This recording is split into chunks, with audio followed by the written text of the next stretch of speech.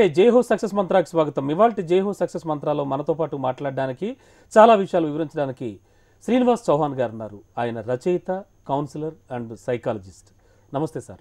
నమస్తే అండి. మా స్టూడియోకి స్వాగతం. ఇవాళ మనం జైహో సక్సెస్ మంత్రాలో ఏ అంశం గురించి మాట్లాడుకోబోతున్నాం? హెచ్ఎంటీవీ సక్సెస్ మంత్ర కార్యక్రమానికి నమస్కారం. ఈరోజు మనం మాట్లాడుకునే అంశం టీనేజర్స్ ఆత్మహత్యలు. టీనేజర్స్ రోజు రోజుకి ఆత్మహత్యల సంఖ్య పెరిగిపోతూ ఉంది. సో దాని గురించి మనం చర్చించుకుందాం. ఈ సక్సెస్ మంత్ర ద్వారా ఆత్మహత్యలను నివారించడానికి కొన్ని మార్గాలను కూడా మనం సూచిద్దాం. వాటిని ప్రభుత్వం కూడా పాటించేటట్లు మనము అప్పీల్ చేసుకుందాం.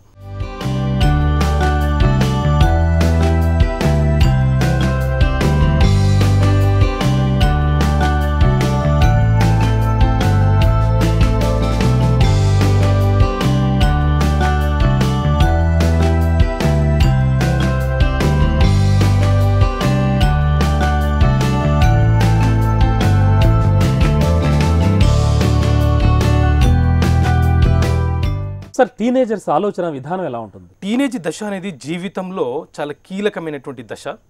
ప్రతి వ్యక్తి జీవితంలో టీనేజ్లో మనం ఏ రకంగా అయితే ఉంటామో భవిష్యత్ అంతా కూడా దాని మీద ఆధారపడి ఉంటుంది.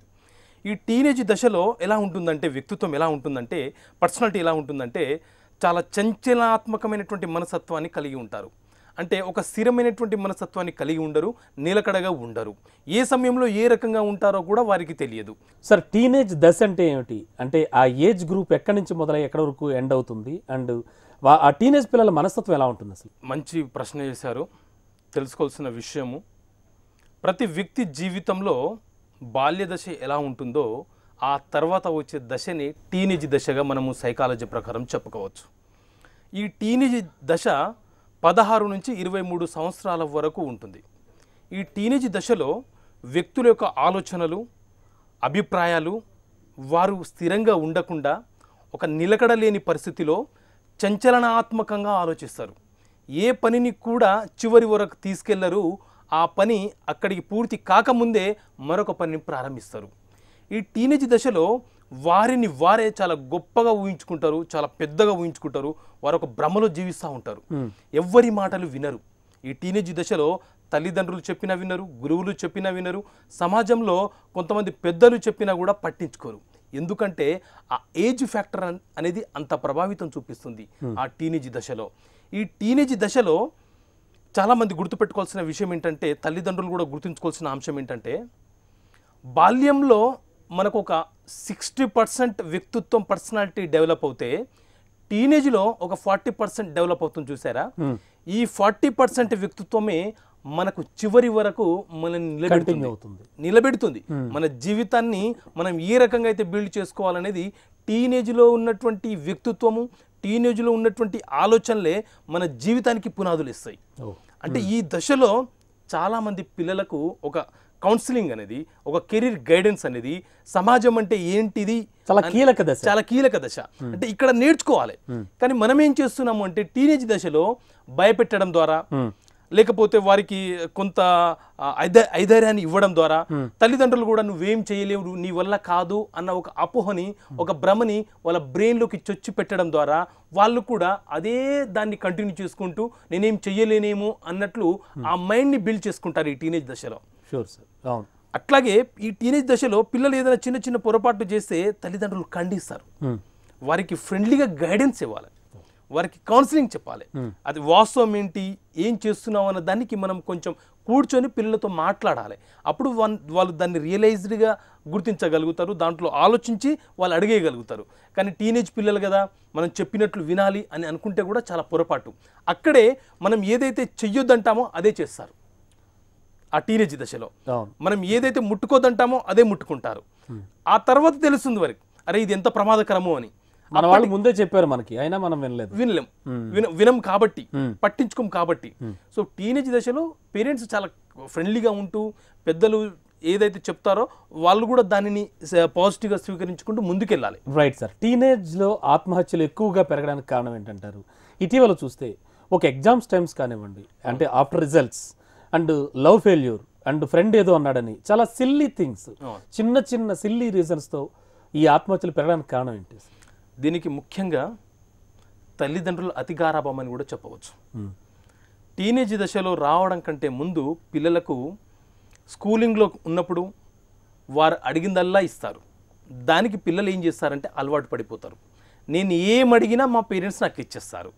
వీరికి ఏ వస్తువు మీద విలువ తెలియదు, వస్తువు యొక్క విలువ తెలియదు, డబ్బు విలువ తెలియదు, సమాజం విలువ తెలియదు. వీరు ఏం చేస్తారు, చిన్న చిన్న అంశాలకి ముండిగా కూర్చోవడం అలవాటు చేస్తారు. టీనేజ్లోనే ఆత్మహత్యలు ఎందుకు ఎక్కువ అవుతున్నాయి? రైట్. టీనేజర్స్ యొక్క ఆత్మహత్య రోజు రోజుకు పెరుగుతూ ఉంది. ఎందుకు పెరుగుతూ ఉంది అని అంటే చాలా కారణాలు ఉన్నాయి. ఆ అనేక కారణాలను కొన్ని కారణాలను మనం డిస్కస్ చేసుకుందాం. ఈ టీనేజర్స్ వ్యక్తిత్వం అనేది చాలా చంచలనాత్మకంగా ఉంటుందని మనం తెలుసుకున్నాము. ఈ 16 నుంచి 23 సంవత్సరాల పిల్లలందరూ కూడా టీనేజర్స్ కోవలోకి వస్తారు కాబట్టి వీళ్ళకు ఎమోషనల్ ఇంటెలిజెన్స్ తక్కువ, అంటే పరిణితిగా ఆలోచించరు, ముండిగా కూర్చుంటారు. అది కావాలంటే అది కావాలి అని. తర్వాత ఈ టీనేజ్లో తల్లిదండ్రులు చెప్పినా, గురువులు చెప్పినా, పెద్దలు చెప్పినా వీరు వినరు, పట్టించుకోరు. వీరు ఒక భ్రమల ప్రపంచంలో జీవిస్తుంటారు. వీరు అనుకున్నదే చెయ్యాలనుకుంటారు. వీరికి వీరే చాలా ఇమాజినేషన్ ప్రపంచంలో ఉంటూ నాకు అది కావాలంతే, దానివల్ల ఫలితం ఏంటి, దానివల్ల నష్టం ఏంటి అనేది ఆలోచించరు. అలాగే ఈ టీనేజర్స్లో మనం ముఖ్యంగా చూస్తుంది ఏంటంటే ఆకర్షణ, ప్రేమ, ఈ మోజులో పడిపోవడం, అలాగే సోషల్ మీడియాకి అట్రాక్ట్ కావడం. ఎగ్జాక్ట్లీ, అదొక సెపరేట్ సబ్జెక్ట్. సోషల్ మీడియా అనేది కూడా టీనేజర్స్ పై ఎంతవరకు ప్రభావం చూపిస్తుంది? చాలా వరకు ప్రభావితం ఈ ఆత్మహత్యల విషయంలో. ఈ ఆత్మహత్య విషయంలో కాకుండా వీరి సమయాన్ని సర్వనాశనం చేస్తుంది సోషల్ మీడియా. టీనేజర్స్ దశలో ఉన్నప్పుడు సోషల్ మీడియా ప్రయోజనం పెద్దగా ఉంటుందని నేను అనుకోను. ఎందుకు అనంటే ఎక్కడైతే మన కెరీర్ని బిల్డ్ చేసుకోవాలో, ఎక్కడైతే మన విజ్ఞానాన్ని డెవలప్ చేసుకోవాలో ఆ సమయాన్ని, ఆ ఏజ్ని మనం పుస్తకాల మీద కేటాయించకుండా సోషల్ మీడియాలో, వాట్సాప్లలో, ఫేస్బుక్లలో సమయాన్ని వృధా చేస్తే భవిష్యత్తు ఏమైపోతుంది? ఇది ఎట్లా అంటే ఒక అడిక్ట్ అయిపోవడం, బానిసలైపోవడం. 24 గంటల్లో మీరు చూడండి, ఇప్పుడు సోషల్ మీడియా విషయానికి వస్తే మనం ఫేస్బుక్లో ఎన్ని గంటలు, ఎన్ని పోస్టులు చూస్తుంటే అంత సమయం వృధా అవుతుందే తప్ప మనకు ప్రయోజనం ఏమైనా ఎప్పుడు ఆన్లైన్లో ఉంటూ ఉంటారు, ఎప్పుడు ఆన్లైన్లో ఉంటారు. సో దానివల్ల ఏమవుతుంది అంటే ఏ ఏజ్లో మనం ఏం చెయ్యాలో అది చెయ్యకుండా ఇప్పుడు టీనేజ్ దశలో ఉన్నప్పుడు మనం దేని మీద ఫోకస్ చేయాలి? విజ్ఞానాన్ని డెవలప్ చేసుకోవడానికి ఫోకస్ చేయాలి, మన కెరీర్ మీద ఫోకస్ చేయాలి. గ్రాహక శక్తి, గ్రహించే శక్తి ఎక్కువ ఉంటుంది. అప్పుడు గ్రాహక శక్తి ఎక్కువ ఉంటుంది.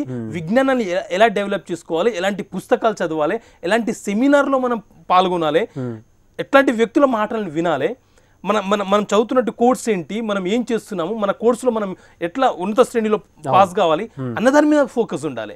కానీ ఇప్పుడు అలా కాకుండా ఈ సోషల్ మీడియా ద్వారా ఏం చేస్తున్నారంటే పనికిరాని అంశాల మీద ఫోకస్ చేయడం, పనికిరాని అంశాలను చర్చించుకోవడం, సమయం అంతా వృధా అయిపోతుంది. ఇదంతా కూడా దేని మీద ఎఫెక్ట్ పడుతుందంటే ఫైనల్ ఎగ్జామ్స్ మీద ఎఫెక్ట్ పడుతుంది. అక్కడ ఫెయిల్యూర్స్ అయిపోతారు, తర్వాత ఆత్మహత్యలు చేసుకోవడం. ఎగ్జామ్స్ కంటే ముందు మనకు చాలా పుష్కలమైన సమయం ఉంటుంది. ఆ సమయాన్ని వినియోగించుకోం. మనం ఒక ప్రణాళిక ప్రకారం ఆ ఎగ్జామ్స్ కోసం ఎలా ప్రిపేర్ కావాలో ఆలోచించాం. తీరా ఎగ్జామ్స్ 10-15 రోజులు ఉన్నప్పుడు భయం స్టార్ట్ అవుతుంది, ఒక బీడియం స్టార్ట్ అవుతుంది. అరే పరీక్షలు దగ్గరకు వచ్చేసాయి కదా, ఇప్పుడు నేను ఏం చెయ్యాలి? ఇక్కడ జరుగుతున్నటువంటి మిస్టేక్లలో ఒక ఫ్యాక్టర్ పేరెంట్స్ది కూడా. పేరెంట్స్ ఏం చేస్తారంటే పిల్లలను హాస్టల్లో పెట్టిస్తున్నారు. ఇక్కడ ఒక సర్టన్ ఏజ్ వరకు పిల్లలకు ఒక మెచ్యూరిటీ వచ్చేంత వరకు తల్లిదండ్రుల సంరక్షణ చాలా అవసరం. ఇక్కడ పరాయివాడు ఎందుకు పిల్లలకు గైడెన్స్ చేశారండి? Simple question. పరాయివాళ్ళు ఇప్పుడు ఒక కాలేజ్ హాస్టల్లో మీరు అడ్మిషన్ ఇప్పించారు. ఒక కాలేజ్ హాస్టల్లో నీ పిల్లాడు ఒకడే కాదు కదా, 100 మంది 1000 మంది పిల్లలు ఉంటారు. డెఫినెట్ గా పేరెంట్స్ తీసుకున్నంత కేర్ వాళ్ళు తీసుకోలేరు కదా. మరి ఇక్కడ పేరెంట్ ఏం చేస్తున్నారంటే వీళ్ళ పనిలో, వీళ్ళ విధుల్లో పడిపోయి హాస్టల్లో చేర్పిస్తే చాలా చదివిస్తాడేమో, చాలా హై మార్క్స్ వస్తాయేమో అనుకుంటారు. దాంట్లో రావచ్చు, అది కాదనట్లే.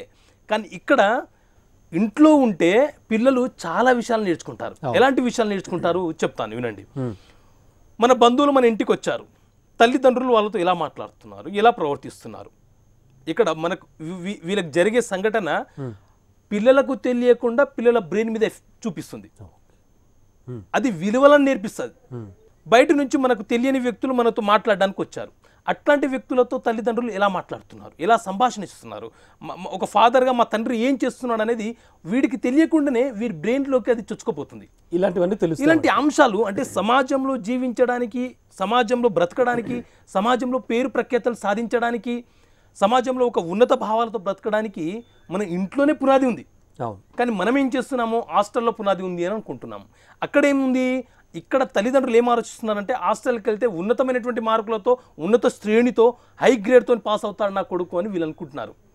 కానీ ఆ మార్కులే మన జీవితానికి ప్రామాణికత కాదు అన్న విషయాన్ని మనం గ్రహించలేకపోతున్నాం. టీనేజ్ పిల్లల ఆత్మహత్యలు పెరగడానికి గల కారణాల్లో సమాజం యొక్క పాత్ర ఏమిటి? సమాజం యొక్క ప్రభావం ఎంతవరకు ఉంటుంది టీనేజ్ పిల్లల ఆలోచన విధానంలో? టీనేజర్స్ ఆత్మహత్యలు చేసుకోవడానికి ఇండైరెక్ట్గా డైరెక్ట్గా మన కుటుంబీకులు, మన బంధువులు, సమాజం ఏ రకంగా కారణమవుతుందంటే, ఇక్కడ ఆత్మహత్యలు చేసుకునే పిల్లలు మేము ఫెయిల్యూర్స్ అయిపోయాము, మేము ఫలితాన్ని సాధించలేము, మేము సాధించలేదు, ఇకపైన మేము సాధిస్తామో లేదో అనే అనుమానం కంటే కూడా ఇక్కడ పలాని వ్యక్తి కొడుకు లేదా కూతురు ఫెయిల్ అయిపోయింది, మార్కులు తక్కువ వచ్చాయి, ఆ నెగిటివ్ థాట్ని మన మీద మనకు సెల్ఫ్ రెస్పెక్ట్ లేకుండా, మన మీద మనకు కాన్ఫిడెన్స్ లేకుండా చేసే వ్యక్తులే మన చుట్టూ ఉన్న వ్యక్తులు. అదేం చేస్తుందంటే మన గురించి వాళ్ళు ఏం మాట్లాడుకుంటున్నారో, నేను 10 మందిలో వెళ్ళలేకపోతున్నాను, నేను ఫెయిల్ అయిపోయాను అన్న ఆలోచన, ఆ భ్రమ వీళ్ళని ఏం చేస్తుందంటే ఒక డిప్రెషన్లోకి తీసుకెళ్ళిపోతుంది. ఎప్పుడైతే ఒక వ్యక్తి డిప్రెషన్లోకి వెళ్ళిపోతాడో తనని తాను ఆలోచించే శక్తిని కోల్పోతాడు. ఎప్పుడైతే మనం మన ఆలోచన శక్తిని కోల్పోతామో అప్పుడు మనకు విచక్షణ శక్తి ఉండదు. విచక్షణ శక్తిని కోల్పోవడం అంటే ఇండైరెక్ట్గా మనము మన దేహాన్ని వదిలేసి వెళ్ళిపోతున్నట్లే. విచక్షణ శక్తిని కోల్పోవడం అదే చేస్తున్నారు ఇక్కడ. విచక్షణ శక్తిని కోల్పోవడం అంటే నేను ఎందుకు ఫెయిల్ అయిపోయాను అని ఆలోచించుకునే సమయము, ఆలోచించుకునే థాట్ రావడం కూడా లేదు. అంటే విచక్షణ జ్ఞానాన్ని కోల్పోవడం వల్ల డిప్రెషన్లోకి వెళ్ళిపోయి సూసైడ్ చేసుకుంటున్నారు. దానికి కారణం ఎవరు? మన చుట్టూ ఉన్న సమాజం, మన చుట్టూ ఉన్న వాతావరణమే. మనల్ని అలా నెగిటివ్గా చూపించడం వల్ల, వేలైతే చూపించడం వల్ల ఆ వ్యక్తి, ఆ విద్యార్థి యొక్క ఈగో హట్ అయిపోయి నేను గౌరవంగా లేనే, నేను నలుగురిలో చాలా చులకనైపోయానే అన్న భ్రమలోకి రావడమే ఆ ఆత్మహత్యలకు కారణమవుతుంది. ఇక్కడ సార్ సమాజంలో టీనేజర్స్ చేసుకునేటువంటి ఆత్మహత్యలకి కారణాలు కానీ మనం అన్వేషిస్తే ఎక్కువగా మనకు కనిపించేవి ఆఫ్టర్ రిజల్ట్స్, ఎగ్జామ్ రిజల్ట్సే ఎక్కువగా మనం గమనిస్తూ ఉంటాం. అఫ్ కోర్స్ ఆ తర్వాత సిల్లీ రీజన్స్ ఉన్నా కూడా ఇంతకుముందు మనం చర్చించుకున్నట్టు ఎందుకని ఎగ్జామినేషన్ రిజల్ట్స్ ఫియర్ పట్టుకుంటుంది వీళ్ళకి? దీన్ని అధిగమించాలంటే స్టూడెంట్స్ ఏం చేస్తే బాగుంటుంది? రైట్, ఎగ్జామ్స్ రాయడం కంటే ముందు సమయాన్ని వృధా చేస్తారు. తీరా ఎగ్జామ్స్ ఒక 15 days 20 days ఉన్నప్పుడు పుస్తకాలను పట్టుకుంటారు. తీరా మనకు రిజల్ట్స్ వచ్చిన తర్వాత రిజల్ట్స్లో ఫెయిల్యూర్స్ వస్తాం. ఇది కేవలం కొన్ని ప్రైవేట్ ఇన్స్టిట్యూషన్స్ కాకుండా జనరలైజ్డ్ చేసి మాట్లాడుతున్నాం మనం అంశాన్ని. కొన్ని ప్రైవేట్ ఇన్స్టిట్యూషన్స్లో బట్టి విధానం ద్వారా వాళ్ళు మార్క్స్లను తీసుకురావడము, ఏదో వారి పద్ధతిలో వారు వెళ్తున్నారు. సో అది ఒక రకమైనటువంటి డిప్రెషన్కి తీసుకెళ్తే, ఇక్కడ కొంతమంది జల్సాలకు అలవాటు పడిపోయి చదువుని నిర్లక్ష్యం చేసుకుంటూ వీరేం చేస్తారు, స్నేహితుల వల్ల కూడా. ఇప్పుడు మన ప్రవర్తన బ్యాడ్గా ఉందా గుడ్గా ఉందా అనేది ఎవరు నిర్ణయిస్తారంటే మన చుట్టూ ఉన్న సర్కిలే మనం నిర్ణయిస్తుంది. పలానా వ్యక్తి పలానా లా ఉంటాడు అని అంటే దాని కారణం నువ్వు తిరిగే వ్యక్తులని బట్టి కూడా నీ నేచర్ అనేది డెవలప్ అవుతుంది. అంటే ఒక మంచి వ్యక్తి తన మంచి వ్యక్తులతోనే స్నేహం చేస్తాడు, ఒక చెడు వ్యక్తి చెడు వ్యక్తులతోనే స్నేహం చేస్తాడు. మీరు చూడండి, ఎక్కడైనా ఒక చిన్న మర్డర్ జరిగితే, లేకపోతే ఒక చిన్న హరాస్మెంట్ ఎక్కడైనా జరిగితే, దాంట్లో ఉన్న వ్యక్తి అతని చుట్టూ ఉన్న వ్యక్తులు అందరూ కూడా అట్లాంటి కార్యకలాపాల్లో పాల్గొనే వ్యక్తులే ఉంటారు, వాళ్ళే ఉంటారు. ఒక మంచి వ్యక్తులు ఉంటారు అక్కడ. ఒక మంచి అబ్బాయి, ఒక మంచి స్టూడెంట్ కూడా అక్కడ ఉంటాడు. కారణం ఏంటంటే మన నేచర్ ఆ రకంగా బిల్డ్ అవుతున్నప్పుడు ఆ రకమైనటువంటి యాటిట్యూడ్ కలిగిన వ్యక్తులని మనం స్నేహం చేయడానికి ఇష్టపడతాం. సో ఇది టీనేజ్ దశలో చాలా ఎక్కువగా జరుగుతుంది. పరీక్షల కంటే ముందు భయం ఉంటుంది, ఫలితాల తర్వాత ఆత్మహత్యలు పెరుగుతున్నాయి. పరీక్షలప్పుడు భయం ఉండడము, సమయాన్ని వృధా చేసుకోవడము, దాంతో ఎగ్జామ్స్ సరిగా రాయలేకపోవడం, ఆ తర్వాత ఆత్మహత్యలు చేసుకోవడం. ఈ ఆత్మహత్యలకు చేసుకోవడానికి మన కుటుంబీకులు, మన బంధువులు, సమాజం అని కూడా మనం ఇంతకుముందు చర్చించుకున్నాం. మరి దాంట్లో నుంచి ఎలా బయటికి రావాలి? అది చాలా ముఖ్యం. ఆత్మహత్య ఆలోచన వచ్చినప్పుడు వాళ్ళు ఎలా ఉంటారు, వారిని ఎలా గుర్తించాలి అనేది కూడా మనకు చాలా ఇంపార్టెంట్.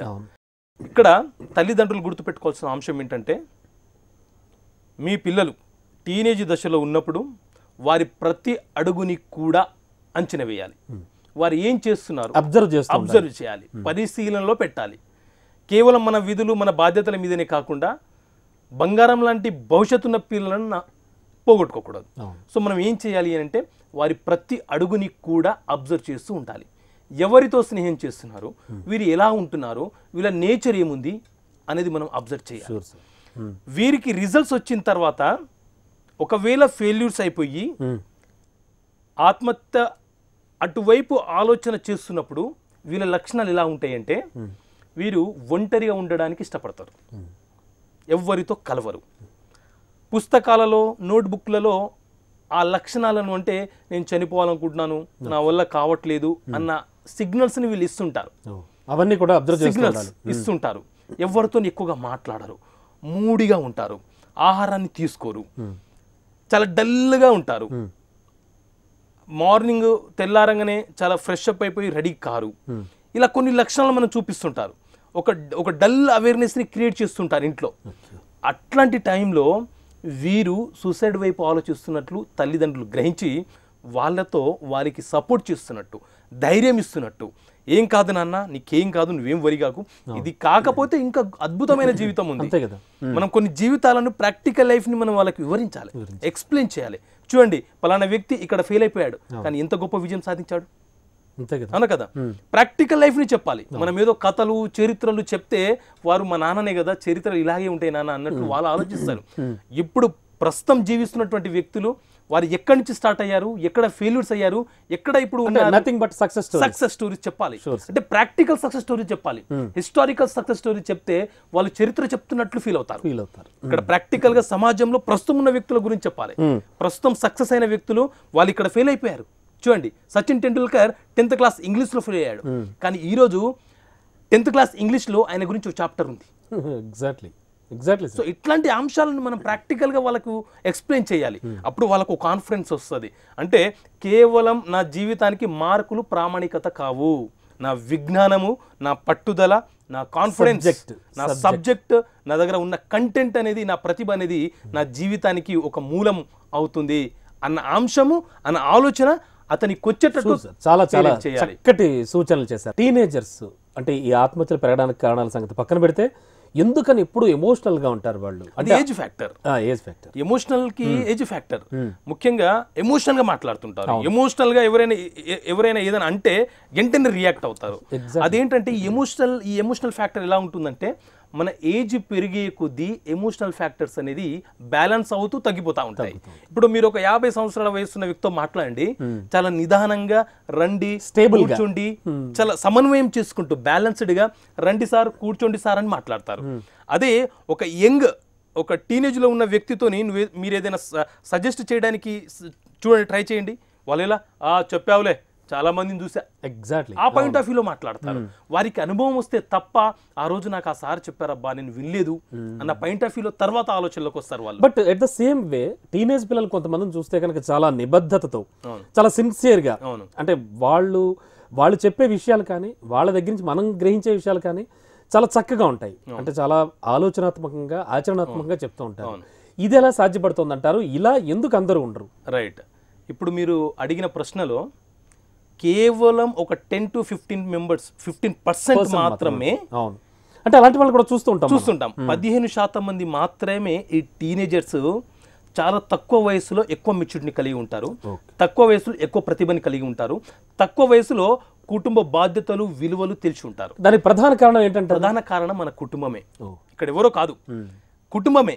మీరు ఎగ్జాంపుల్ ఒక 2-3 సంవత్సరాలు ఉన్న ఒక చిన్న బాలుని తీసుకోండి.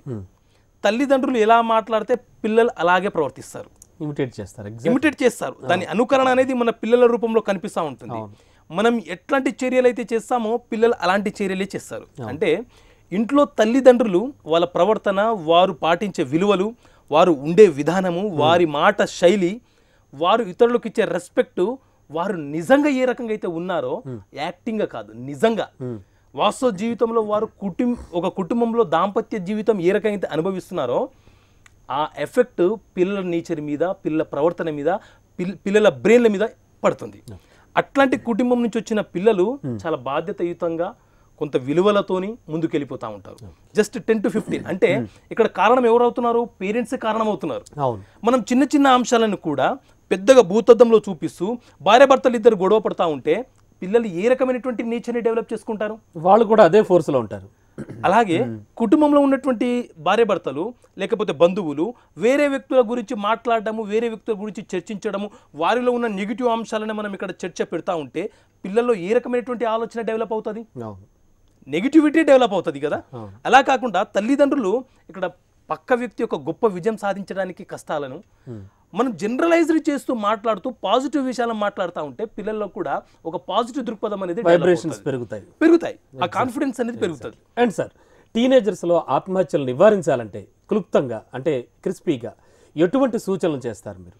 ఇప్పుడు ముఖ్యంగా ఇప్పుడు ఈ కాలంలో ప్రస్తుతం ఉన్నటువంటి సమాజంలో ప్రతి పాఠశాలలో, ప్రతి కళాశాలలో, ప్రతి మేనేజ్మెంట్ కూడా కౌన్సిలింగ్ సైకాలజిస్టులను నియమించుకోవాలి. ప్రభుత్వం కూడా చర్య తీసుకోవాలి. ఎందుకంటే ప్రతి తల్లిదండ్రి ఒక కౌన్సిలింగ్ సైకాలజిస్ట్ కాదు. తల్లిదండ్రులు చెప్పినా కూడా వినని పిల్లలు ఉంటారు. బయట ఎక్స్టర్నల్ పీపుల్ చెప్తే ఇన్ఫ్లుయెన్స్ అయ్యి వినే పిల్లలు ఉన్నారు. కాబట్టి పాఠశాలలో కేవలం పుస్తకాలు, మార్కులు, సబ్జెక్ట్, ఎంట్రన్స్లే కాకుండా జీవితం అనే అంశాన్ని కూడా వారికి అవగాహన కలిగించాలి. ఒక సబ్జెక్ట్గా పెడితే బెటర్ అంట. ఒక సబ్జెక్ట్గా పెట్టడమే కాదు, సెమినార్లు నిర్వహించి పిల్లలను పార్టిసిపేట్ చేయించాలి. వారు కూడా వాళ్ళ వ్యూస్ చెప్పించాలి. వారు స్వేచ్ఛగా వారి అభిప్రాయాలను వారు వ్యక్తపరిచే ఒక డయాస్ని మనం ఏర్పాటు చేయాలి. అప్పుడే వాళ్ళకు ఉన్నటువంటి సమస్యలను మనకు చెప్పుకోగలుగుతారు. అప్పుడే వారికి ఒక కౌన్సిలింగ్ లభిస్తుంది. వారు ఏం చేయాలో ఏం చేయకూడదో అక్కడికి వచ్చినటువంటి కౌన్సిలర్ వివరించగలుగుతారు. ఒక ఫ్రెండ్లీ రిలేషన్షిప్ అనేది డెవలప్ అవుతుంది. అట్లా కాకుండా మన విద్యా వ్యవస్థలో ఎట్లా అయిపోయిందంటే ఒక బట్టి విధానాన్ని ప్రవేశపెట్టడం జరిగింది. ఒక పుస్తకాన్ని ఇవ్వడము, ఆ సబ్జెక్ట్ ఇవ్వడము, ఆ సబ్జెక్ట్ లో క్వశ్చన్ టు ఆన్సర్. కార్పొరేట్ కళాశాలలో వచ్చాక మరీ ఎక్కువైపోయింది, అది చాలా ఎక్కువైపోయింది, చాలా పెరిగిపోయింది. దాంతో ఏంటంటే ఒక విచక్షణ జ్ఞానం అనేది తగ్గిపోయింది, క్రియేటివిటీ అనేది తగ్గిపోయింది. ఎప్పుడైతే సృజనాత్మకత తగ్గిపోతుందో ఆలోచన శక్తి నశించిపోతుంది. ఆలోచన శక్తి రకరకాల దారిలోకి వెళ్ళిపోతుంది. ఆలోచన శక్తి నశించిపోవడం అంటే దట్ ఎగ్జాంపుల్ ఏంటంటే అది నశించిపోవడం అంటే పేరెంట్స్ కూడా చాలా కేర్ తీసుకోవాలి, చాలా కేర్ తీసుకోవాలి. సృజనాత్మకతని డెవలప్ చేయడంలో సమాజంతో పాటు తల్లిదండ్రుల ప్రోత్సాహం ఎక్కువ ఉండాలి. మీరు ఏం చేస్తున్నారు, ఏం చేయాలనేది తల్లిదండ్రులు ఎక్కువ వాళ్ళ అబ్జర్వేషన్ కూడా ఉండాలి, చేయాలి. సో ముఖ్యంగా ఈ ఆత్మహత్యలు నివారించడానికి ప్రభుత్వంతో పాటు విద్యా సంస్థలు కూడా సైకాలజిస్టులను నియమించడంలో ప్రధాన పాత్ర వహించాలి. లేకపోతే ముందు ఇంకా ఇలాంటి సంఘటనలు చాలా జరిగే అవకాశాలు ఎక్కువగా ఉంటాయి. షూర్ సార్, చాలా చాలా చక్కటి విషయాలు చెప్పారు. నిజంగా జేహో సక్సెస్ మంత్ర చూసే వాళ్ళందరూ కూడా చాలా చక్కటి విషయాలు నేర్చుకుందాం అని అనుకుంటారు, ముఖ్యంగా ఈ ప్రోగ్రామ్ చూసి. Thank you so much sir. Okay, thank you very much.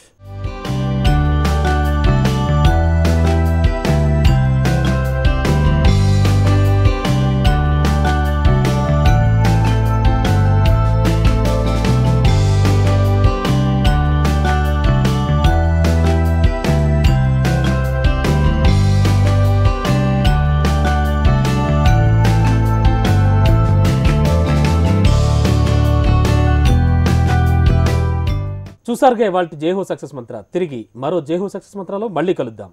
నమస్తే.